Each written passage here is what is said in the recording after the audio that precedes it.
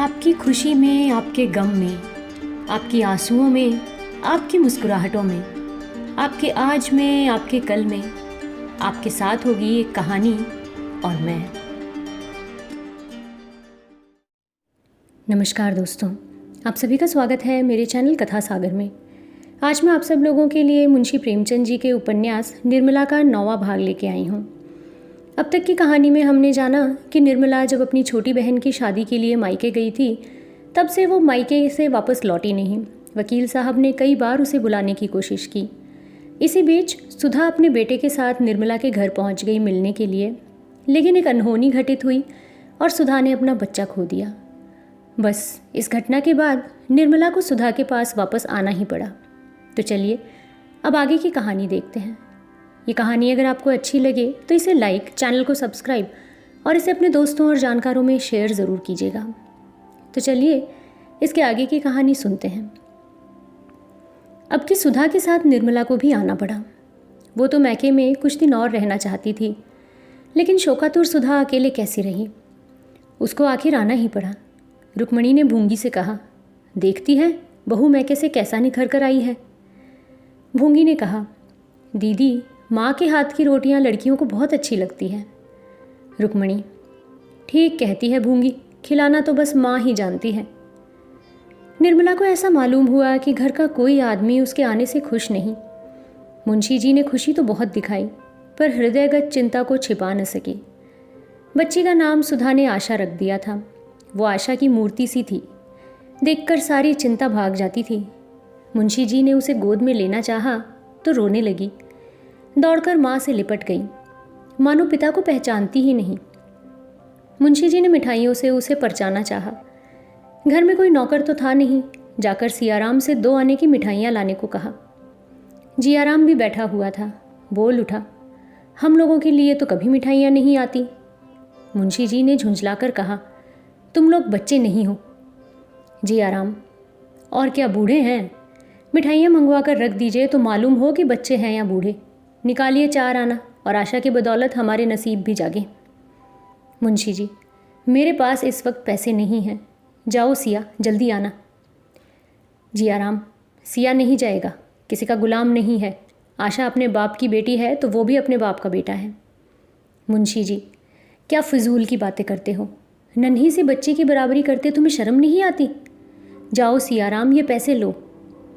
जियाराम, मत जाना सिया, तुम किसी के नौकर नहीं हो। सिया बड़ी दुविधा में पड़ गया, किसका कहना माने। अंत में उसने जियाराम का कहना मानने का निश्चय किया। बाप ज़्यादा से ज़्यादा घुड़क देंगे, जिया तो मारेगा, फिर वो किसके पास फरियाद लेकर जाएगा। बोला, मैं नहीं जाऊँगा। मुंशी जी ने धमका कर कहा, अच्छा तो मेरे पास फिर कोई चीज़ मांगने मत आना। मुंशी जी खुद बाजार चले गए और 1 रुपए की मिठाई लेकर लौटे। 2 आने की मिठाई मांगते हुए उन्हें शर्म आई। हलवाई उन्हें पहचानता था, दिल में क्या कहेगा। मिठाई लिए हुए मुंशी जी अंदर चले गए।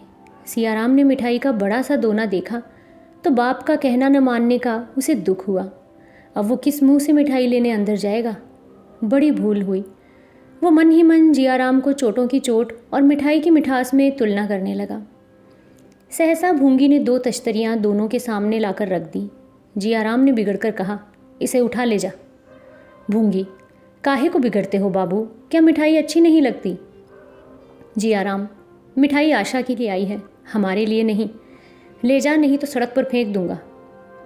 हम तो पैसे पैसे के लिए रटते रहें और यहाँ रुपए की मिठाई आती है। भूंगी, तुम ले लो सिया बाबू, ये तो नहीं लेंगे। सियाराम ने डरते डरते हाथ बढ़ाया ही था कि जियाराम ने डांट कर कहा, मत छूना मिठाई, नहीं तो हाथ तोड़कर रख दूंगा, लालची कहीं का। सियाराम ये घुड़की सुनकर सहम उठा। मिठाई खाने की हिम्मत ही न पड़ी। निर्मला ने ये कथा सुनी तो दोनों लड़कों को मनाने चली। मुंशी जी ने कड़ी कसम रख दी, निर्मला आप समझती नहीं हैं, ये सारा गुस्सा मुझ पर है। मुंशी जी, गुस्ताख हो गया है, इस ख्याल से कोई सख्ती नहीं करता कि लोग कहेंगे बिना माँ के बच्चों को सताते हैं, नहीं तो सारी शरारत घड़ी भर में निकाल दूँ। निर्मला, इसी बदनामी का तो मुझे डर है। मुंशी जी, अब न डरूंगा, जिसके जी में जो आए कहे। निर्मला, पहले तो यह ऐसा ना था। मुंशी जी, अजय कहता है कि आपके लड़के मौजूद थे, आपने शादी क्यों की? ये कहते भी इसे संकोच नहीं होता कि आप लोगों ने मनसाराम को विष दे दिया। लड़का नहीं है, शत्रु है मेरा। जियाराम द्वार पर छिपकर खड़ा था। स्त्री पुरुष में मिठाई के संबंध में क्या बातें होती हैं, यही सुनने वो आया था। मुंशी जी का अंतिम वाक्य सुनकर उससे रहा न गया। बोल उठा, शत्रु न होता तो आप उसके पीछे क्यों पड़ते? आप जो इस वक्त कर रहे हैं वो मैं बहुत पहले समझे बैठा हूँ। भैया न समझ सके थे, इसीलिए धोखा खा गए। हमारे साथ आपकी दाल न गलेगी। सारा ज़माना कह रहा है कि भाई साहब को जहर दिया गया है। मैं कहता हूँ तो आपको क्यों गुस्सा आता है? निर्मला तो सन्नाटे में आ गई। मालूम हुआ किसी ने उसके देह पर अंगारे डाल दिए। मुंशी जी ने डांटकर जियाराम को चुप कराना चाहा। जियाराम निशंक खड़ा ईंट का जवाब पत्थर से देता रहा। यहाँ तक कि निर्मला को भी उस पर क्रोध आ गया। ये कल का छोकरा किसी काम का न काज का यूँ खड़ा टर्रा रहा है जैसे घर भर का पालन पोषण यही करता हो। त्योरियाँ चढ़ाकर बोली, बस अब बहुत हुआ जियाराम, मालूम हो गया तुम बड़े लायक हो, बाहर जाकर बैठो। मुंशी जी अब तक तो कुछ दब दब कर बोलते रहे। निर्मला की शह पाई तो दिल बढ़ गया। दांत पीस कर लपके और इसके पहले कि निर्मला उनके हाथ पकड़ सके एक थप्पड़ चला ही दिया। थप्पड़ निर्मला के मुंह पर पड़ा, वही सामने पड़ी। माथा चकरा गया। मुंशी जी ने सूखे हाथों में इतनी शक्ति है इसका वो अनुमान न कर सकती थी। सिर पकड़कर बैठ गई। मुंशी जी का क्रोध और भी भड़क उठा। फिर घूंसा चलाया, पर अब की जियाराम ने उनका हाथ पकड़ लिया और पीछे ढकेल कर बोला, दूर से बातें कीजिए, क्यों नाहक अपनी बेइज्जती करवाते हैं? अम्मा जी का लिहाज कर रहा हूँ, नहीं तो दिखा देता। ये कहता हुआ वो बाहर चला गया। मुंशी जी संज्ञा शून्य से खड़े रहे। इस वक्त अगर जियाराम पर दैवी वज्र गिर पड़ता तो शायद उन्हें हार्दिक आनंद होता। जिस पुत्र का कभी गोद में लेकर निहाल हो जाते थे, उसी के प्रति आज भांति भांति की दुष्कल्पनाएं मन में आ रही थीं।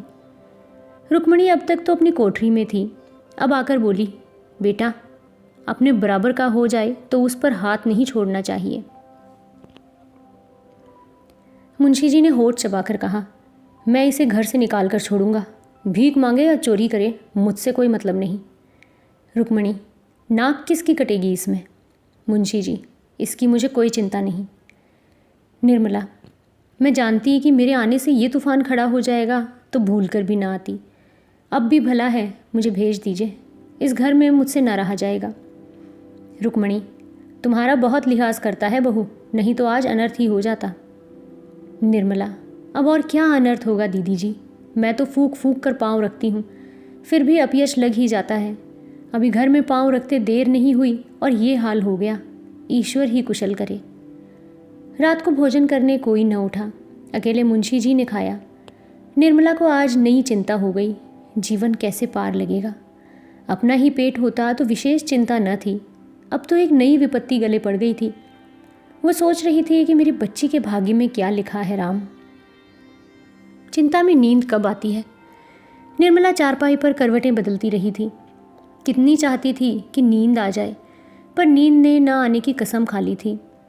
चिराग बुझा दिया था, खिड़की के दरवाजे खोल दिए थे, टिक टिक करने वाली घड़ी भी दूसरे कमरे में रखाई थी, पर नींद का नाम नहीं। जितनी बातें सोचनी थी सब सोच चुकी। चिंताओं का भी अंत हो गया, पर पलकें न झपकी। तब उसने फिर लैंप जलाया और एक पुस्तक पढ़ने लगी। 2-4 ही पृष्ठ पढ़े होंगे कि झपकी आ गई, किताब खुली ही रह गई।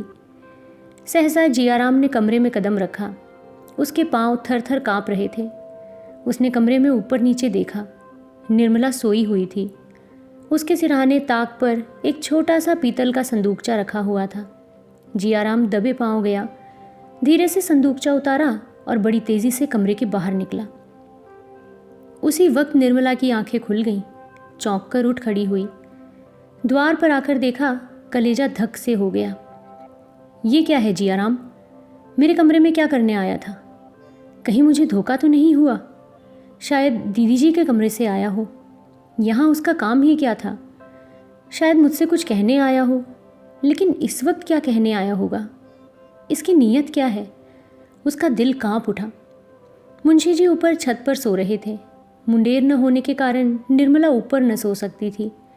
उसने सोचा चलकर उन्हें जगाऊं। पर जाने की हिम्मत न पड़ी।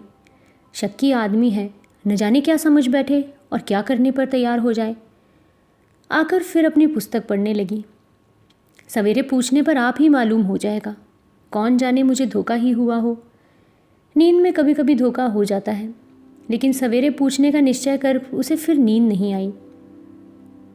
सवेरे वो जलपान लेकर स्वयं जियाराम के पास गई तो वो उसे देखकर चौंक पड़ा। रोज़ तो भूंगी आती थी, आज ये क्यों आ रही है।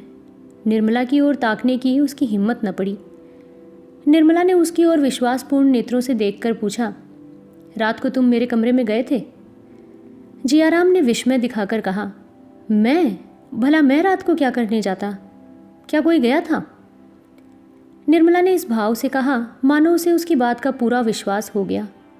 हाँ, मुझे ऐसा मालूम हुआ कि कोई मेरे कमरे से निकला। मैंने उसका मुंह तो न देखा, पर उसकी पीठ देखकर अनुमान किया कि शायद तुम किसी काम से आए हो। इसका पता कैसे चले कौन था? कोई था ज़रूर, इसमें कोई संदेह नहीं। जियाराम अपने को निरपराध सिद्ध करने की चेष्टा करके कहने लगा, मैं तो रात को थिएटर देखने चला गया था। वहाँ से लौटा तो एक मित्र के घर लेट गया। थोड़ी देर हुई लौटा हूँ। मेरे साथ तो और कई मित्र थे, जिससे जी चाहे पूछ लें। हाँ भाई, मैं बहुत डरता हूँ। ऐसा न हो कोई चीज़ गायब हो गई हो तो मेरा नाम लगे। चोर को तो कोई पकड़ नहीं सकता, मेरे मत्थे जाएगी। बाबूजी को आप जानती हैं, मुझे मारने दौड़ेंगे। निर्मला, तुम्हारा नाम क्यों लगेगा? अगर तुम ही होते तो भी तुम्हें कोई चोरी नहीं लगा सकता। चोरी दूसरे की चीज़ की जाती है, अपनी चीज़ की चोरी कोई नहीं करता। अभी तक निर्मला की निगाह अपने संदूकचे पर न पड़ी थी। भोजन बनाने लगी। जब वकील साहब कचहरी चले गए तो वो सुधा से मिलने चली। इधर कई दिनों से मुलाकात न हुई थी। फिर रात वाली घटना पर विचार परिवर्तन भी करना था। उसने भूंगी से कहा, कमरे में से गहनों का बक्सा उठा ला। भूंगी ने लौटकर कहा, वहाँ तो कहीं संदूक नहीं है, कहाँ रखा था? निर्मला ने चिढ़कर कहा, एक बार में तो तेरा काम कभी होता ही नहीं, वहाँ छोड़कर और जाएगा कहाँ? अलमारी में देखा था? भूंगी, नहीं बहू जी, अलमारी में तो नहीं देखा। झूठ क्यों बोलूं? निर्मला मुस्कुरा पड़ी, बोली, जा देख, जल्दी ला। एक क्षण में भूंगी फिर खाली हाथ लौट आई। अलमारी में भी तो नहीं है, अब जहाँ बताओ वहाँ देखूं। निर्मला झुंझलाकर ये कहती हुई उठ खड़ी हुई, तुझे ईश्वर ने आंखें ही न जाने किस लिए दी हैं। देख, उसी कमरे में से लाती हूँ कि नहीं। भूंगी भी पीछे पीछे कमरे में गई। निर्मला ने ताक पर निगाह डाली, अलमारी खोल कर देखी। चारपाई के नीचे झांक कर देखा, फिर कपड़ों का बड़ा संदूक खोलकर उसमें देखा। बक्से का कहीं पता नहीं। आश्चर्य हुआ, आखिर बक्सा गया कहाँ? सहसा रात वाली घटना बिजली की भांति उसकी आंखों के सामने चमक गई। कलेजा उछल पड़ा। अब तक निश्चिंत होकर खोज रही थी, अब ताप सा चढ़ आया। बड़ी उतावली से चारों ओर खोजने लगी। कहीं पता नहीं। जहाँ खोजना चाहिए था वहाँ भी खोजा, और जहाँ नहीं खोजना चाहिए था वहाँ भी खोजा। इतना बड़ा संदूकचा बिछावन के नीचे कैसे छिप जाता? पर बिछावन भी झाड़ कर देखा। क्षण क्षण मुख की कांति मलिन होती जाती थी, प्राण नसों में समाते जाते थे। अंत में निराश होकर उसने छाती पर एक घूंसा मारा और जोर जोर से रोने लगी। गहने ही स्त्री की संपत्ति होते हैं, पति की ओर किसी संपत्ति पर उसका कोई अधिकार नहीं होता। इन्हीं का उसे बल और गौरव होता था। निर्मला के पास 5-6 हज़ार के गहने थे। जब उन्हें पहनकर वो निकलती थी तो उतनी देर के लिए उल्लास से उसका हृदय खिला रहता था। एक एक गहना मानो विपत्ति और बाधा से बचाने के लिए एक एक रक्षास्त्र था। अभी रात ही उसने सोचा था, जियाराम की लौंडी बनकर वो न रहेगी। ईश्वर न करे कि वो किसी के सामने हाथ फैलाए। इसी खेवे से वो अपनी नाव को भी पार लगा देगी और अपनी बच्ची को भी किसी न किसी घाट पहुंचा देगी। उसे किस बात की चिंता है? उन्हें तो कोई उससे छीन नहीं सकता। आज ये मेरे सिंगार हैं, कल को मेरे आधार हो जाएंगे। इसी विचार से उसके हृदय को कितनी सांत्वना मिली थी। वो संपत्ति आज उसके हाथ से निकल गई। अब वो निराधार थी। संसार उसे कोई अवलंब, कोई सहारा न था। उसकी आशाओं का आधार जड़ से कट गया। वो फूट फूट कर रोने लगी। ईश्वर, तुमसे इतना भी न देखा गया। मुझ दुखिया को तुमने यूं ही अपंग बना दिया था, अब आंखें भी फोड़ दी। अब वो किसके सामने हाथ फैलाएगी, किसके द्वार पर भीख मांगेगी? पसीने से उसकी देह भीग गई। रोते रोते आंखें सूज गईं। निर्मला सिर नीचा किए रो रही थी। रुक्मणी उसे धीरज दिला रही थीं, लेकिन उसके आंसू न रुकते थे। शोक की ज्वाला कम न होती थी। 3 बजे जियाराम स्कूल से लौटा। निर्मला उसके आने की खबर पाकर विक्षिप्त की भांति उठी और उसके कमरे के द्वार पर आकर बोली, भैया, दिल लगी की हो तो दे दो, दुखिया को सताकर क्या पाओगे। जियाराम एक क्षण के लिए कातर हो उठा। चोर कला में उसका ये पहला ही प्रयास था। ये कठोरता जिससे हिंसा में मनोरंजन होता है, अभी तक उसे प्राप्त न हुई थी। यदि उसके पास संदूकचा होता और फिर इतना मौका मिलता कि उसे ताक पर रखाए, तो कदाचित वो उसे मौके को ना छोड़ता। लेकिन संदूक उसके हाथ से निकल चुका था। यारों ने उसे सराफे में पहुंचा दिया था और औने पौने बेच भी डाला था। चोरों की झूठ के सिवाय और कौन रक्षा कर सकता है।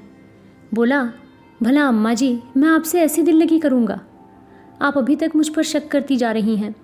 मैं कह चुका कि मैं रात को घर पर न था, लेकिन आपको यकीन ही नहीं आता। बड़े दुख की बात है कि मुझे आप इतना नीच समझती हैं।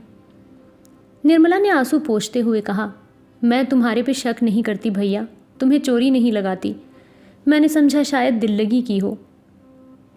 जियाराम पर वो चोरी का संदेह कैसे कर सकती थी। दुनिया यही तो कहेगी कि लड़के की माँ मर गई है तो उस पर चोरी का इल्ज़ाम लगाया जा रहा है। मेरे मुंह में तो कालिक लगेगी। जियाराम ने आश्वासन देते हुए कहा, चलिए मैं देखूं आखिर ले कौन गया, चोर आया किस रास्ते से। भूंगी, भैया, तुम चोरों के आने को कहते हो, चूहे के बिल से तो निकल ही आते हैं। यहाँ तो चारों ओर ही खिड़कियाँ हैं। जियाराम, खूब अच्छी तरह तलाश कर लिया है। निर्मला, सारा घर तो छान मारा, अब कहाँ खोजने को कहते हो। जियाराम, आप लोग सो भी तो जाती हैं मुर्दों से बाजी लगाकर। 4 बजे मुंशी जी घर आए तो निर्मला की दशा देखकर पूछा, कैसी तबीयत है, कहीं दर्द तो नहीं है। ये कहकर उन्होंने आशा को गोद में उठा लिया। निर्मला कोई जवाब न दे सकी, फिर रोने लगी। भूंगी ने कहा, ऐसा कभी नहीं हुआ था। मेरी सारी उम्र इसी घर में कट गई, आज तक एक पैसे की चोरी नहीं हुई। दुनिया यही कहेगी कि भूंगी का काम है। अब तो भगवान ही पत पानी रखें। मुंशी जी अचकन में बटन खोल रहे थे, फिर बटन बंद करते हुए बोले, क्या हुआ, कोई चीज़ चोरी हो गई क्या। भूंगी, बहू जी के सारे गहने उठ गए। मुंशी जी, रखे कहाँ थे। निर्मला ने सिसकियाँ लेते हुए रात की सारी घटना बयान कर दी, पर जियाराम की सूरत के आदमी के अपने कमरे से निकलने की बात न कही। मुंशी जी ने ठंडी सांस भरकर कहा, ईश्वर भी बड़ा अन्यायी है, जो मरे उन्हीं को मारता है। मालूम होता है अदिन आ गए हैं, मगर चोर आया तो किधर से, कहीं सेंध नहीं पड़ी और किसी तरफ से आने का रास्ता नहीं। मैंने तो कोई ऐसा पाप नहीं किया जिसकी मुझे ये सज़ा मिल रही है। बार बार कहता रहा, गहने का संदूकचा ताक पर मत रखो, मगर कौन सुनता है। निर्मला, मैं क्या जानती थी कि ये गज़ब टूट पड़ेगा। मुंशी जी, इतना तो जानती थी कि सब दिन बराबर नहीं जाते। आज बनवाने जाऊं तो इस 1000 से कम न लगेंगे। आजकल अपनी जो दशा है वो तुमसे छिपी नहीं, खर्च भर का मुश्किल से मिलता है, गहने कहाँ से बनेंगे। जाता हूँ, पुलिस में इत्तला कराता हूँ, पर मिलने की उम्मीद न समझो। निर्मला ने आपत्ति के भाव से कहा, जब जानते हैं कि पुलिस में इत्तला करने से कुछ न होगा तो क्यों जा रहे हैं। मुंशी जी, दिल नहीं मानता और क्या, इतना बड़ा नुकसान उठाकर चुपचाप तो नहीं बैठ सकता ना। निर्मला, मिलने वाले होते तो जाते ही क्यों, तकदीर में ना थे तो कैसे रहते। मुंशी जी, तकदीर में होंगे तो मिल जाएंगे, नहीं है तो गए। मुंशी जी कमरे से निकले। निर्मला ने उनका हाथ पकड़कर कहा, मैं कहती हूँ मत जाओ, कहीं ऐसा ना हो लेने के देने पड़ जाएं। मुंशी जी ने हाथ छुड़ाकर कहा, तुम भी बच्चों की सी जिद कर रही हो। 10,000 का नुकसान ऐसा नहीं है जिसे मैं यूं ही उठा लूं। मैं रो नहीं रहा हूं, पर मेरे हृदय पर जो बीत रही है वो मैं ही जानता हूं। ये चोट मेरे कलेजे पर लगी है। मुंशी जी और कुछ न कह सके, गला फंस गया। वो तेज़ी से कमरे से निकल आए और थाने पर जा पहुँचे। थानेदार उनका बहुत लिहाज करता था। उसे एक बार रिश्वत के मुकदमे से बरी करा चुके थे। उनके साथ ही तफ्तीश करने आ पहुंचा। नाम था अलायर खां।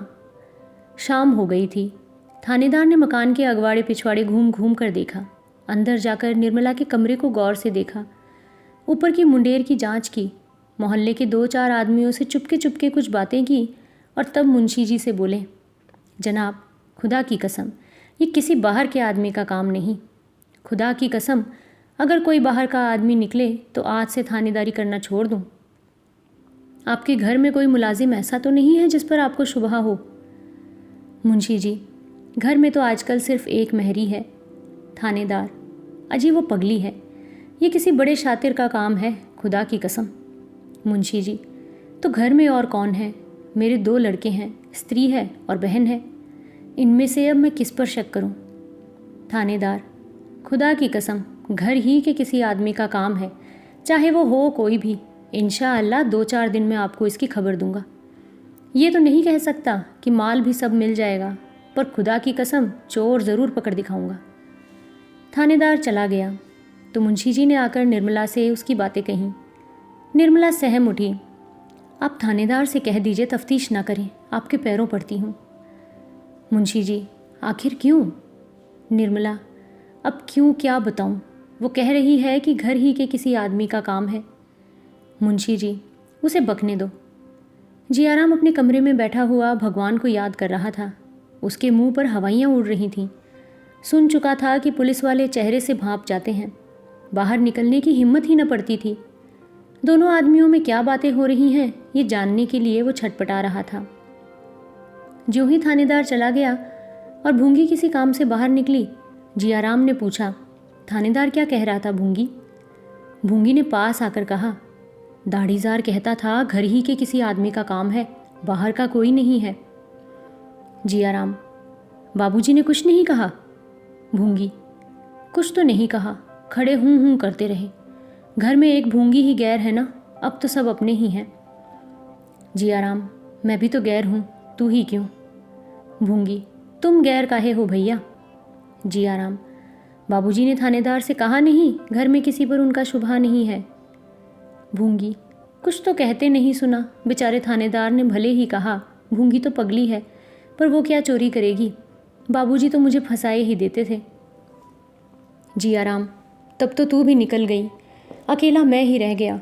तू ही बता, तूने मुझे उस दिन घर में देखा था? भूंगी, नहीं भैया, तुम तो थिएटर देखने गए थे ना। जियाराम, तो गवाही देगी ना? भूंगी, ये क्या कहते हो भैया, बहू जी तफ्तीश बंद कर देंगी। जियाराम, सच? भूंगी, हाँ भैया, बार बार कहती हैं कि तफ्तीश न कराओ, गहने गए जाने दो, पर बाबूजी मानते ही नहीं। 5-6 दिन तक जियाराम ने पेट भर भोजन नहीं किया। कभी 2-4 कौर खा लेता, कभी कह देता भूख नहीं है। उसके चेहरे का रंग उड़ता जा रहा था। रातें जागते हुए कटती, प्रतिक्षण थानेदार की शंका बनी रहती। यदि वो जानता कि मामला इतना तूल खींचेगा तो कभी ऐसा काम न करता। उसने तो समझा था किसी चोर पर शुबहा होगा, मेरी तरफ किसी का ध्यान भी न जाएगा, पर अब भांडा फूटता हुआ मालूम होता था। अभागा थानेदार जिस ढंग से छानबीन कर रहा था उससे जियाराम को बड़ी शंका हो रही थी। 7वें दिन संध्या समय घर लौटा तो बहुत चिंतित था। आज तक उसे बचने की कुछ न कुछ आशा थी। माल अभी तक कहीं बरामद न हुआ था, पर आज उसे माल के बरामद होने की खबर मिल गई थी। इसी दम थानेदार कांस्टेबल को लिए आता होगा। बचने का कोई उपाय नहीं था। थानेदार को रिश्वत देने से संभव है मुकदमे को दबा दे। रुपए हाथ में थे, पर क्या बात छिपी रहेगी? अभी माल बरामद नहीं हुआ, फिर भी सारे शहर में अफवाह थी कि बेटे ने ही माल उड़ाया है। माल मिल जाने पर तो गली गली बात फैल जाएगी, फिर वो किसी को मुंह न दिखा सकेगा। मुंशी जी कचहरी से लौटे तो बहुत घबराए हुए थे। सिर थाम कर चारपाई पर बैठ गए। निर्मला ने कहा, कपड़े क्यों नहीं उतारते, आज तो और दिनों से देर हो गई है। मुंशी जी, क्या कपड़े उतारूं, तुमने कुछ सुना? निर्मला, क्या बात है, मैंने तो कुछ नहीं सुना। मुंशी जी, माल बरामद हो गया, अब जिया का बचना मुश्किल है। निर्मला को आश्चर्य नहीं हुआ। उसके चेहरे से ऐसा जान पड़ा मानो उसे ये बात मालूम थी। बोली, मैं तो पहले ही कह रही थी कि थाने में इत्तला मत कीजिए। मुंशी जी, तुम्हें जिया पर शक था? निर्मला, शक क्यों नहीं था, मैंने उन्हें अपने कमरे से निकलते देखा था। मुंशी जी, फिर तुमने मुझसे क्यों ना कहा? निर्मला, ये बात मेरे कहने की न थी, आपके दिल में ज़रूर ख्याल आता कि ये ईर्ष्यावश आक्षेप लगा रही है। कहिए, ये ख्याल होता या नहीं? झूठ मत बोलिएगा। मुंशी जी, संभव है, मैं इनकार नहीं कर सकता, फिर भी उसकी दशा में तुम्हें मुझसे कह देना चाहिए था। रिपोर्ट की नौबत ना आती। तुमने अपनी नेकनामी तो की, फिक्र की, पर यह न सोचा कि परिणाम क्या होगा। मैं अभी थाने में चला जाता हूँ, अलायर खां आता ही होगा। निर्मला ने हताश होकर पूछा, फिर अब? मुंशी जी ने आकाश की ओर ताकते हुए कहा, फिर जैसी भगवान की इच्छा। 1000-2000 रुपये रिश्वत देने के लिए होते तो शायद मामला दब जाता, पर मेरी हालत तो तुम जानती हो। तकदीर खोटी है और कुछ नहीं। पाप तो मैंने किया है, दंड कौन भोगेगा। एक लड़का था, उसकी वो दशा हुई, दूसरे की ये दशा हो रही है। नालायक था, गुस्ताख था, कामचोर था, पर था तो अपना ही लड़का। कभी न कभी चेत ही जाता। ये चोट अब न सही जाएगी। निर्मला, अगर कुछ ले देकर जान बचा सकें तो मैं रुपए का प्रबंध कर दूं। मुंशी जी, कर सकती हो तुम? कितने रुपए दे सकती हो? निर्मला, कितना दरकार होगी? मुंशी जी, 1000 से कम तो शायद बातचीत न हो सके। मैंने एक मुकदमे में उससे 1000 लिए थे, वो कसर आज निकालेगा। निर्मला, हो जाएगा, आप अभी थाने जाइए। मुंशी जी को थाने में बड़ी देर लगी। एकांत में बातचीत करने का बहुत देर से मौका मिला। अलायर खां पुराना घाघ था, बड़ी मुश्किल से अंटी पर चढ़ा। 500 रुपये लेकर भी एहसान का बोझा सिर पर लाद ही दिया। काम हो गया। लौटकर निर्मला से बोले, लो भाई, बाजी मार ली। रुपए तुमने दिए पर काम मेरी ज़बान ही ने किया। बड़ी बड़ी मुश्किलों से राज़ी हो गया। ये भी याद रखेगी। जियाराम भोजन कर चुका क्या? निर्मला, कहाँ, वो तो अभी घूमकर लौटा ही नहीं। मुंशी जी, 12 तो बज रहे होंगे। निर्मला, कई दफ़े जा जाकर देख आई, कमरे में अंधेरा पड़ा है। मुंशी जी, और सियाराम? निर्मला, वो खा पी कर सो रहा है। मुंशी जी, उससे पूछा नहीं तुमने कि जिया कहाँ गया? निर्मला, वो तो कहते हैं कि मुझसे कुछ कहकर नहीं गए। मुंशी जी को कुछ शंका हुई। सियाराम को जगाकर पूछा, तुमसे जियाराम ने कुछ नहीं कहा कि कब तक लौटेगा, गया कहाँ है? सियाराम ने सिर खुजलाते और आंखें मलते हुए कहा, मुझसे कुछ नहीं कहा। मुंशी जी, कपड़े सब पहनकर गया है क्या? सियाराम, जी नहीं, कुर्ता और धोती पहने थे। मुंशी जी, जाते वक्त खुश था? सियाराम, खुश तो नहीं मालूम होते थे। कई बार अंदर आने का इरादा किया पर देहरी से ही लौट गए। कई मिनट तक साइबान में खड़े रहे। चलने लगे तो आंखें पोंछ रहे थे। इधर कई दिन से अक्सर रोया भी करते थे। मुंशी जी ने ऐसी ठंडी सांस ली मानो जीवन में अब कुछ नहीं रहा और निर्मला से बोले, तुमने किया तो अपनी समझ में भले ही के लिए, पर कोई शत्रु भी मुझ पर इससे कठोर आघात न कर सकता था। जियाराम की माता होती तो क्या वो ये संकोच करती? कदापि नहीं। निर्मला बोली, ज़रा डॉक्टर साहब के यहाँ क्यों नहीं चले जाते, शायद वहाँ बैठे हों। कई लड़के रोज़ आते हैं, उनसे पूछिए, शायद कुछ पता लग जाए। फूंक फूंक कर चलने पर भी अपयश लग ही गया। मुंशी जी ने मानो खुली हुई खिड़की से कहा, हाँ जाता हूँ, और क्या करूँगा। मुंशी जी बाहर आए तो देखा डॉक्टर सिन्हा खड़े हैं। चौंक कर पूछा, आप यहाँ कितनी देर से खड़े हैं?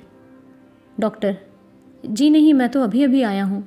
आप इस वक्त कहाँ जा रहे हैं? 12:30 हो गए हैं। मुंशी जी, आप ही की तरफ आ रहा था। जियाराम अभी तक घूमकर नहीं आया, आपकी तरफ तो नहीं गया था। डॉक्टर सिन्हा ने मुंशी जी के दोनों हाथ पकड़ लिए और इतना कह पाए थे, भाई साहब अब धैर्य से काम, कि मुंशी जी गोली खाए हुए मनुष्य की भांति ज़मीन पर गिर पड़े।